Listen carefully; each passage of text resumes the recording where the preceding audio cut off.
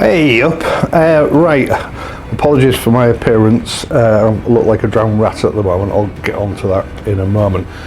Today, going back to the Honda ST125 Dax, a lot of people expressed that they wanted to know about how this bike sort of performs on back roads, A roads and B roads.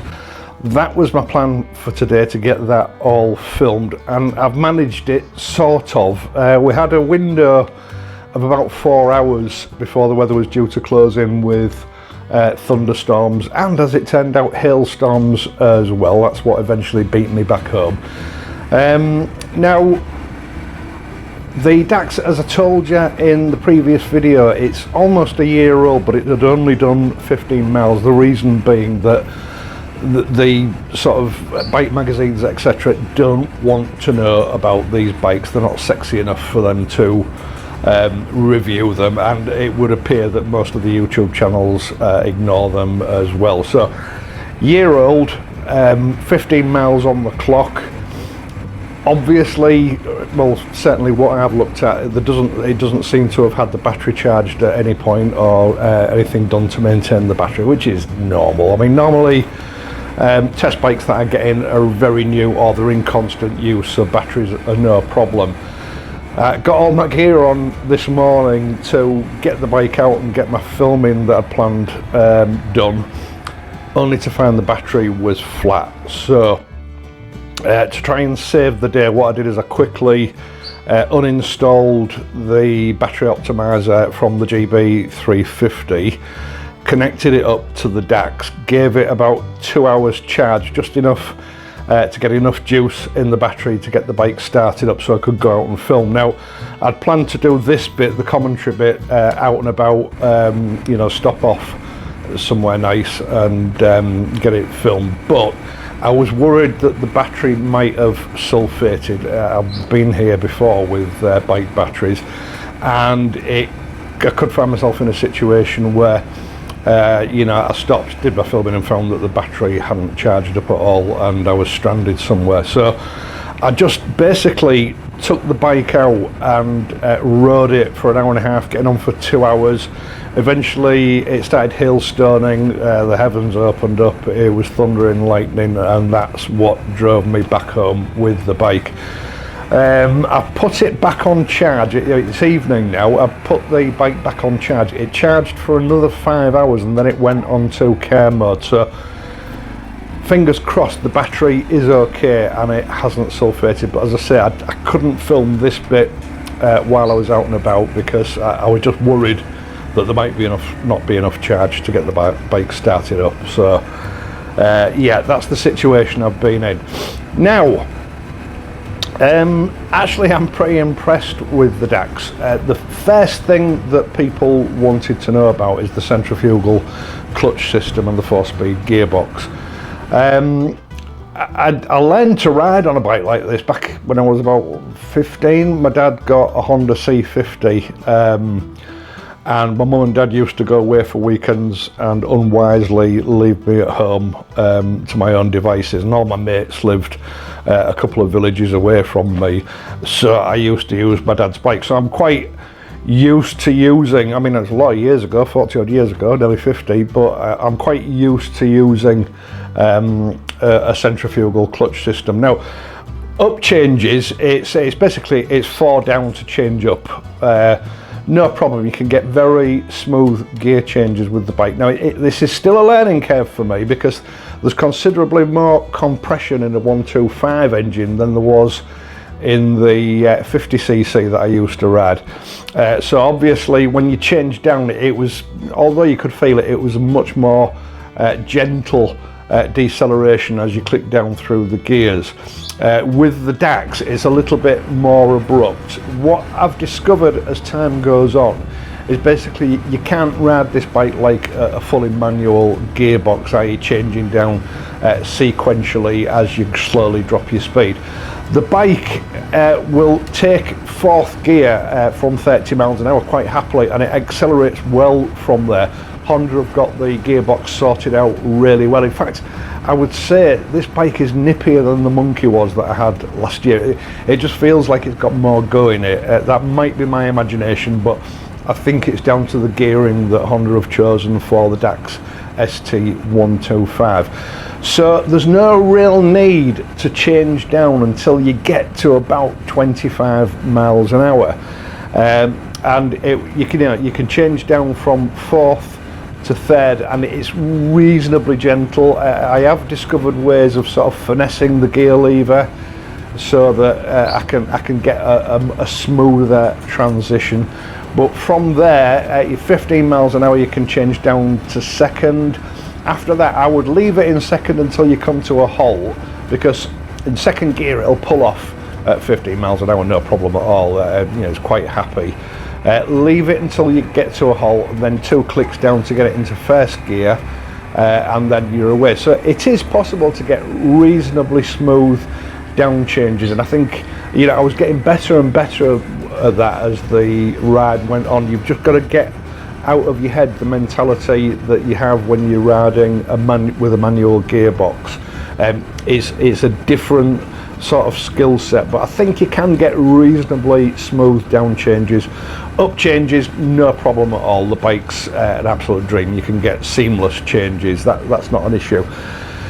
Now, so performance wise, this bike to me feels nippier than the Monkey was. Bear in mind, the Monkey had a little bit more mileage on it than this bike did. This bike is still going to have a very tight engine. It's only a 125, but I was very surprised by the performance. It will happily zip up to 50 miles an hour on the back roads and the A roads and B roads. You've got no problem whatsoever keeping up with the traffic, especially the way things are nowadays. You've got lower zone speed limits even out in the sticks nowadays. But I took it out onto the unrestricted roads so that I could open it up. I felt a little bit guilty doing that because it is such a new bike, although I had about 40 miles on the clock, and the engine was fully warmed up by then, so I didn't feel too guilty about it, and I only did it sort of momentarily just to see where the limits of its performance are. I got it up to 61 miles an hour without much effort at all. I think when this bike has fully loosened off, 65 plus is quite realistic. It's like I say, it just seems to have a bit more go in it than the Monkey had. I think the Monkey's terminal velocity when I was testing it was sort of 58 miles an hour. This bike does seem a little bit more flexible out on the roads than the Monkey was. Now the other thing is the wheelbase. I don't know whether you remember me telling you when I first tested the Monkey back at the beginning, about this time last year actually. At first it felt a little bit twitchy. I think it's got a wheelbase of around about 45 inches. Nothing wrong with the bike. Again, it's about changing your skill set from riding bigger bikes to smaller bikes. I soon found that you just needed to put a little bit less effort into steering and moving it about, and it soon sort of sorted itself out and it was quite stable. The Dax has a wheelbase of about 47.5 inches, I think it is. So that makes a big difference. It's only like 2.5 inches, but it makes a huge difference to stability and the way the bike reacts when you steer. I never had any problems with it oversteering initially, and I was expecting that in my head. I was sort of ready to sort of rein things in and change the way that I ride the bike, but I didn't need to. I wouldn't say it behaves and handles like a full-size bike, but it's much more stable than the Monkey is when you first get on it. Suspension, again, it's like the Monkey. It's really good. It's a rudimentary suspension system, but you've got those 12-inch balloon tyres which soak up a lot of the imperfections on the road.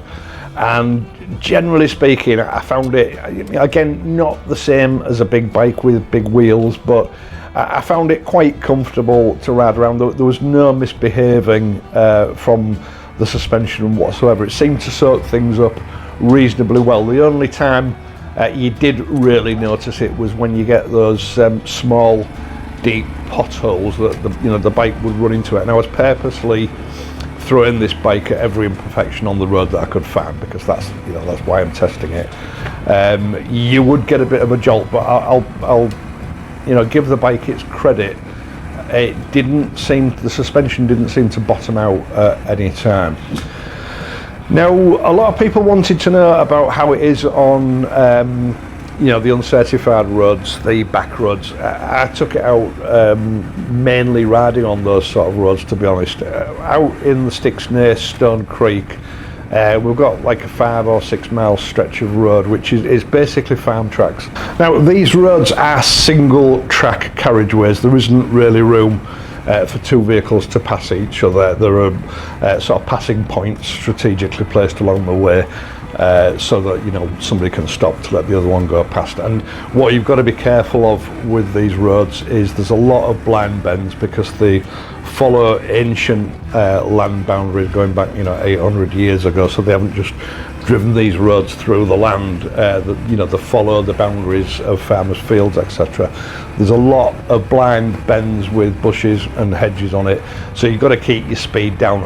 On average, I was travelling at between 30 and 50 miles an hour, depending on the situation. The problem with these roads, as I said, they are a single carriageway, and a lot of very heavy farm machinery and goods vehicles delivering grain and picking livestock up, etc. These roads were never designed for that, and the end result is, I've been riding these roads for well over 40 years, and I don't remember them ever being repaired or resurfaced. The odd pothole gets filled in, but that's about it. What the weight of the vehicles have done is they've caused both sides of the road to collapse, leaving a sort of a spine in the middle. And where that spine is on top, the road on either side is broken away, so you can have a 2 or 3 inch drop along these cracks. I call them the chasms of doom. Now, all the bikes I've tested on these roads so far, the Gold Star, all of the Royal Enfields, the Triumph, they don't manage these chasms of doom very well. In fact, the worst was the classic 650, that it just felt like it was constantly trying to throw me off. Now, the Monkey and the GB350 handle this really well, because they've got good tyres on them. No surprise really. I really threw this Dax into every pothole and every doom chasm I could find, and it handled it really well. It never gave me any cause for concern. It just seemed to skip over these really bad imperfections on the road, and they are bad. And it handled really well. Don't get me wrong, you knew you were going over them, but it handled them impeccably well, and I think it's down to those semi-balloon tyres.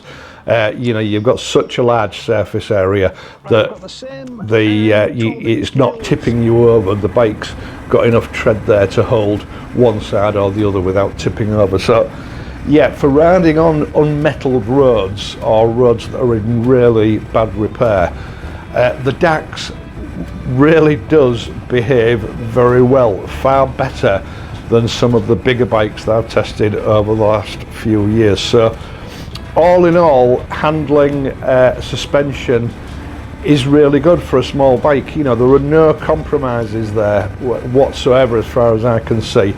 This bike behaved just as well as some much bigger bikes that I've had on those roads, and much more expensive bikes over the last few years. I think my big takeaway from this is that for the past 5 or 6 years I've just got used to budget priced mediocre Indian rubber, and I'd sort of got to the stage where I was accepting that as the norm, but it really does show, having ridden these Hondas over the last 12 months, what a big difference premium rubber makes on a motorcycle. The worlds apart from the stuff that I've been used to riding over the last 5 or 6 years. So generally speaking, the performance on bad roads, A roads and B roads has been really good. I'm really impressed with the Dax. It may be to summarise, it's not as stylish as the Monkey, and the Monkey is just one of those bikes that rips your heart out as soon as you see it.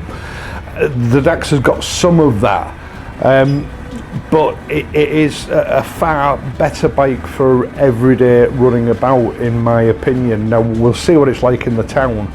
It's those gear changes that I think, the down changes that are going to make or break it in the town, but that is down to me, I think, adapting my skills with the gearbox. But like I said at the beginning, the ratios that Honda have put in, I'm presuming they're different from the Monkey, because the bike just feels so much more peppy. I know it's sort of named after a sausage dog, but it on the road, it's more like a miniature Rottweiler. It really does perform very well. I was surprised at just how good it is. So yeah, that's this first little report out of the way. The weather has really got in the way. Like I say, I'm soaking wet through. I've got water all down the back of my neck. I've been in and out all afternoon checking the status of the battery on this bike. I think we've got that sorted now. It's gone on to the care stage with the optimizer, so I'm presuming that means that it has fully charged and that the battery's okay and it's not sulfated. Fingers crossed that's the case. Now, what I am going to be doing in the future with the bike, I've got it for another 2.5 weeks, so hopefully we will get some windows in the weather. The weather has been horrendous here in the UK for the time of the year. I need to get, people have asked me to sort of assess what it's going to be like on motorways and dual carriageways. This is not a motorway bike.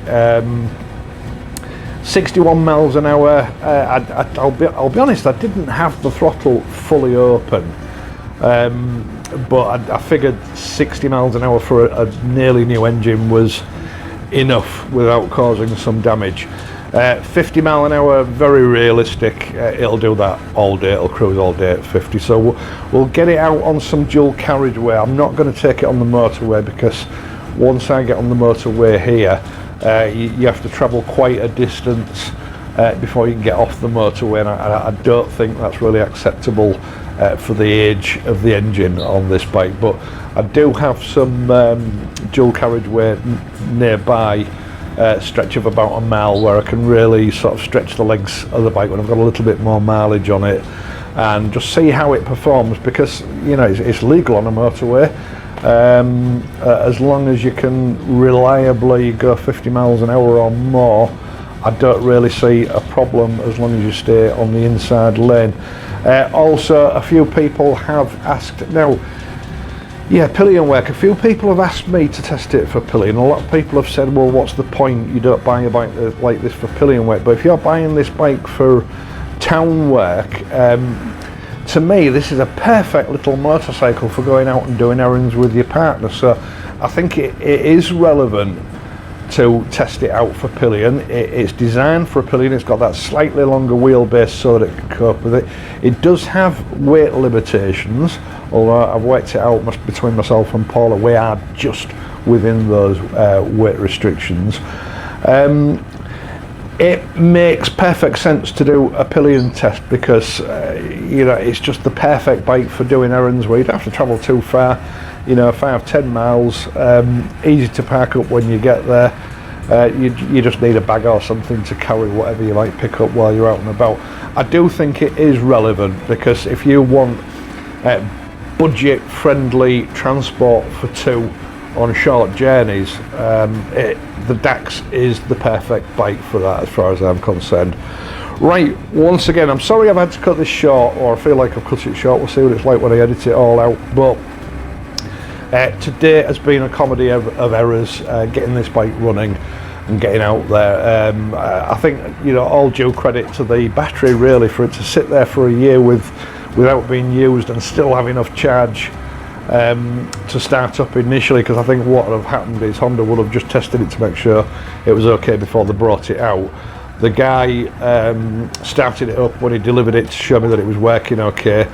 I know I started the engine up a couple of times when I was filming last week's video, and Then I took the bike out for a short run. It was only 15 minutes just to get the feel of it, but so it had been started up 4 or 5 times without being run enough to replenish the charge in the battery, so it's quite understandable that the battery was depleted. I've got no problem with the bike or with Honda or with the battery. I think it's just one of those things, the bike's been stood for a long time and the battery's gradually drained. Once again, thank you so much for taking the time to watch this and my other videos. I really do appreciate it. Now, you can help me out by leaving a like, hitting the hype button if the hype button is available to you, and subscribing to the channel if you're not already a subscriber. I do appreciate it and it helps me out. There are other ways you can help via my Patreon page, PayPal donations, details of which are in the video description down below, or you can use the super thanks button. It's not essential, but again, it does help me out in making these videos. I am of course going to be back on Friday, so until then, please ride safely and I'll see you soon.